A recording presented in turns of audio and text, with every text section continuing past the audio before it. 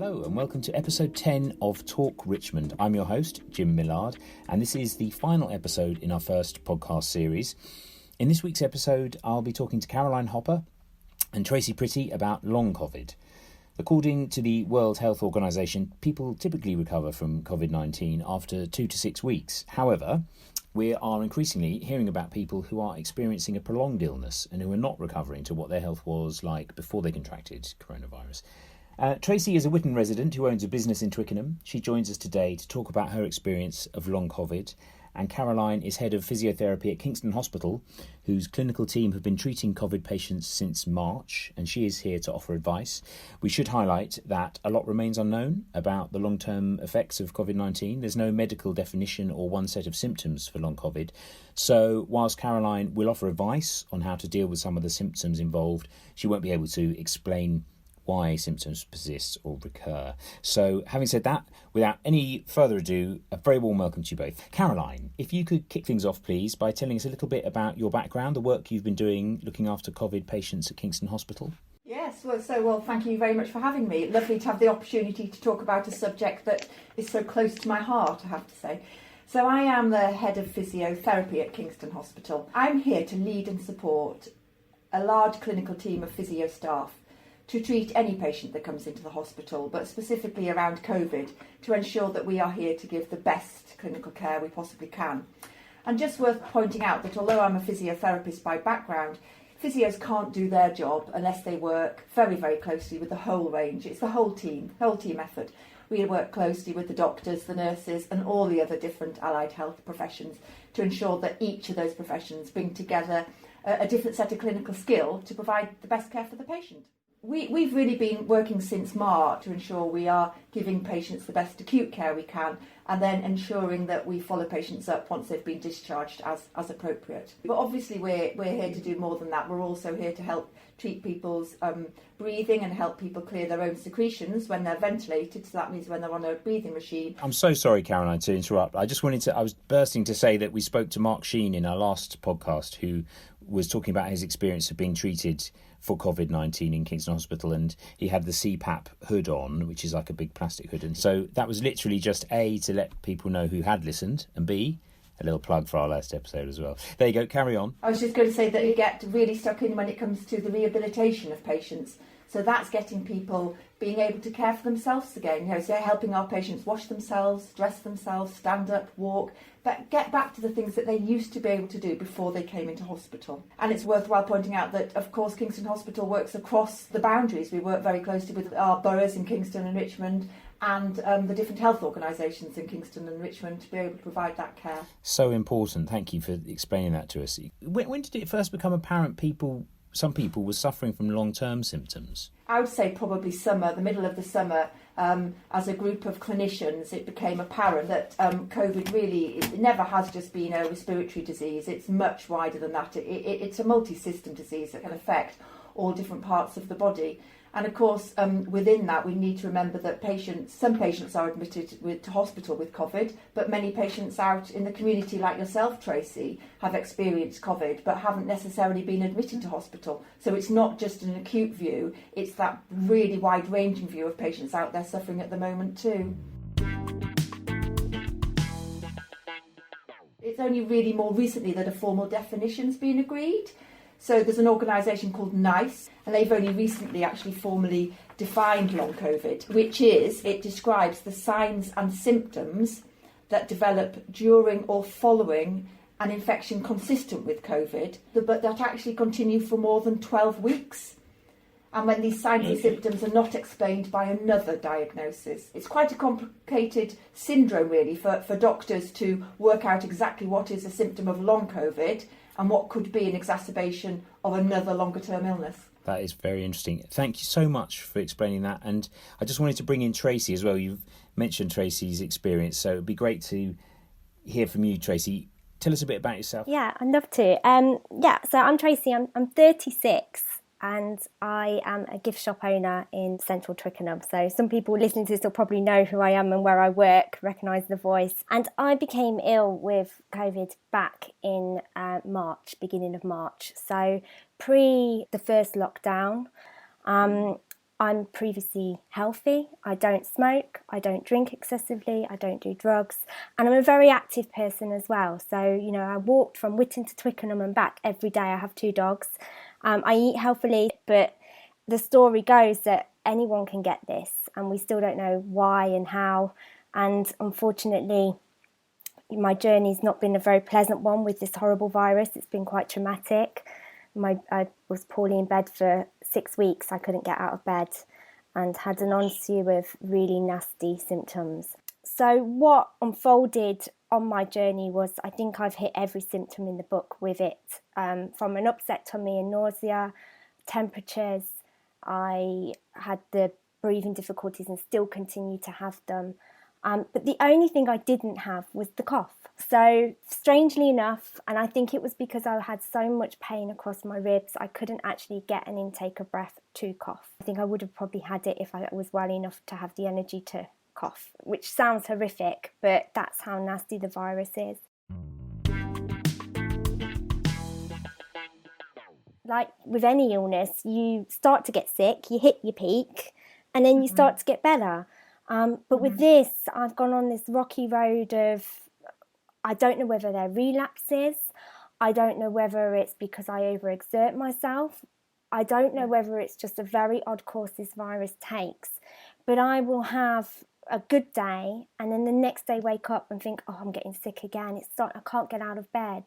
I'm crippled by tiredness, and odd symptoms still keep happening to me throughout the journey as well. It's a very strange course of events that's happened with long COVID. Caroline, you're nodding vigorously at this. Does this sound familiar to you? I'm just desperate to ask you some questions, Tracy, if I may. I just want to know, but part of this conversation, on a good day, what do you do on a good day? So I will get out of bed, get dressed, showered. I've actually did in the summer start to go back to work as well. So a really good day for me is actually doing a day at work. But I'm fortunate I own my own business, so I've cut my hours down. A day at work used to be 10 hours. I can only do 5 hours now.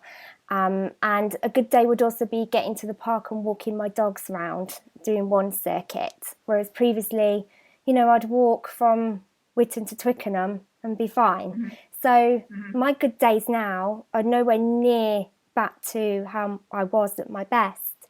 But for me, compared to the bad days, I'm happy to be out of bed and up and running. And Caroline, does this sound familiar to you with the experiences that you're hearing about? Very much so. Yes, and just want to say the first thing is I'm so sorry that you suffered in that way, Tracy. It's just awful when we hear people talk to us and run us through what they've been through. It's just awful. So I guess just wanted to reassure you initially in that at the moment, although, you know, there's not a lot of clinical research gone into long COVID at the moment because we're still at such an early stage of the disease, but at the moment, some estimates suggest that there's about 1 in 50 people are probably suffering or will probably suffer from symptoms of long COVID.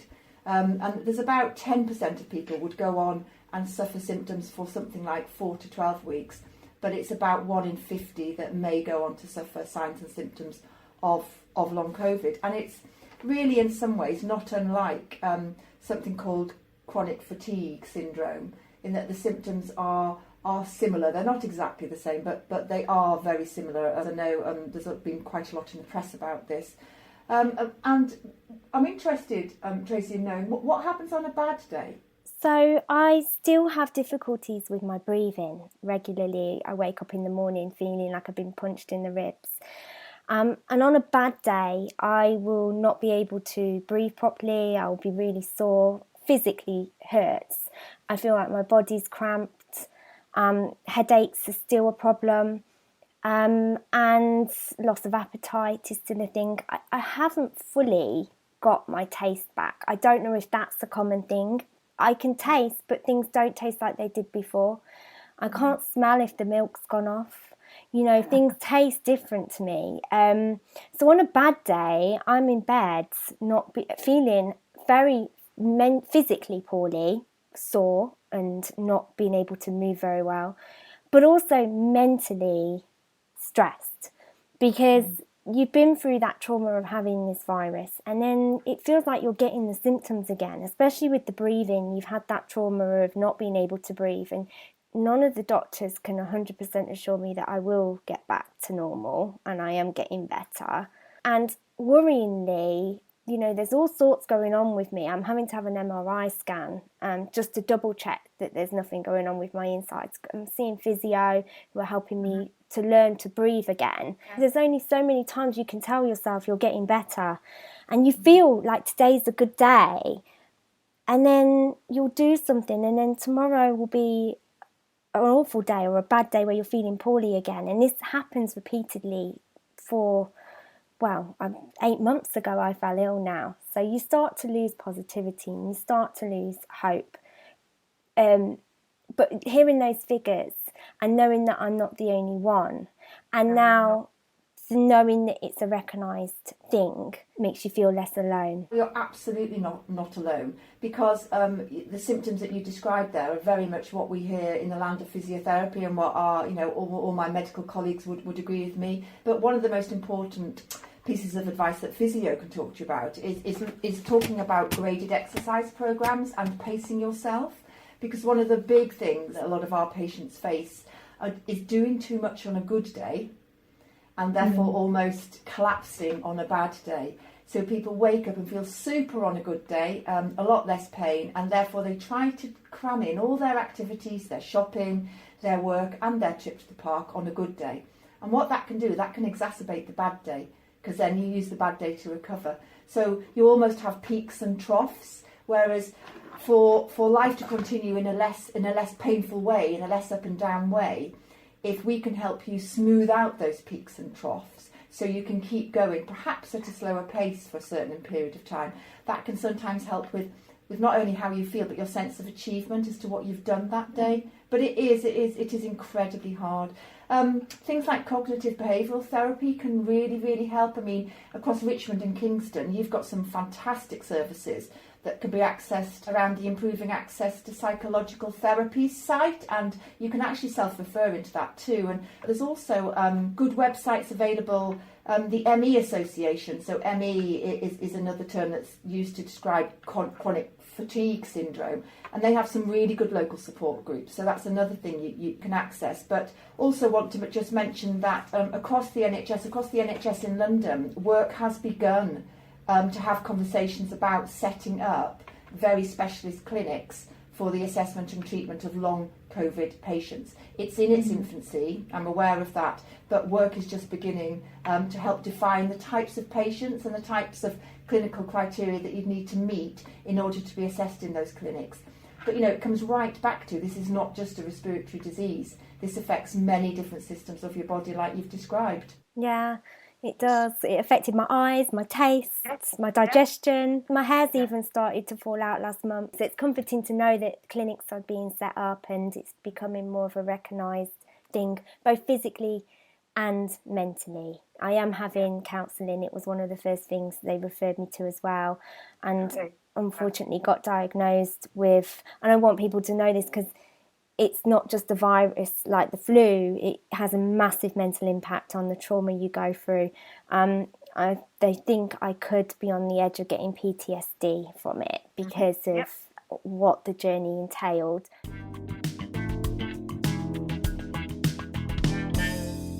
The other thing about this horrible virus is that we already know the effect it has across all age ranges. I know predominantly it may affect vulnerable people, but of course it can affect anybody from any walk of life. So nobody is safe from this virus, and that's the really, really hard piece of evidence to accept. And that's why it's so important when you're out there, to wear a face mask, to socially distance, to wash your hands, because as soon as that stops happening, the virus can very easily re-emerge, and we just do not want that to happen at all. Can I ask, in relation to that, Caroline, is there any sense that, do you have to have had a severe case of COVID initially to then suffer from long COVID, or can it affect anyone? That's such an important question. No, this can really affect anybody. So my brother-in-law at the moment is suffering a little similarly to you, Tracy. He sings in a professional choir. He can't sing. He can work, but he can't sing. and he hasn't got that voice control or that capacity within his lung volume to be able to project his voice with the tone he's used to and to be able to sing. So it really can affect everybody. I know that's a small example of how it affects his hobbies, but of course life isn't just about getting to work, is it? It's about recognising that health is about your physical health and your mental health. It's never just your physical health.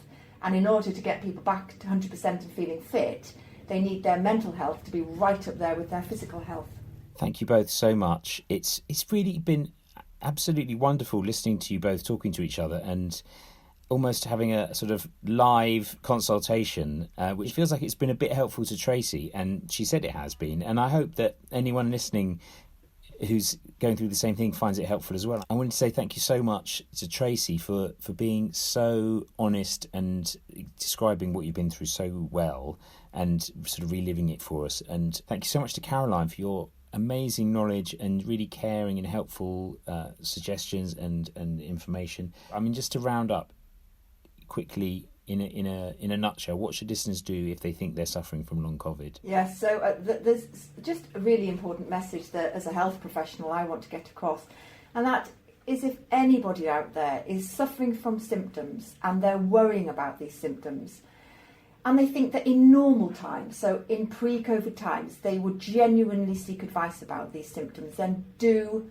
please go and seek that advice. Do not stay worrying at home. Go and seek advice from your GP or another professional. The NHS is open. We're here to help. Thank you. And Tracy, do you have anything to say? Be kind to yourself. It goes without saying that if you've been poorly, severely poorly, physical care is so important, but be mentally kind to yourself as well. Thank you, Tracy. Very wise words. As I say, there's been a lot of interest in this, and thanks to all those who got in touch. I hope this episode's been useful, answered some of your questions and concerns. And thanks very much again to Caroline and Tracy for joining us. So we will be going on a break after this episode, and we would love to know what our listeners, what you would like to listen to in the next series of Talk Richmond. If you do have an idea or a topic, please do email at talk@richmond.gov.uk and make sure to subscribe so you don't miss the first episode of the new series. Thank you so much to everyone who's tuned in and listened to me over the last few months, and to all our wonderful guests throughout the series for being part of Talk Richmond. I'm your host, Jim Millard. Thanks for listening.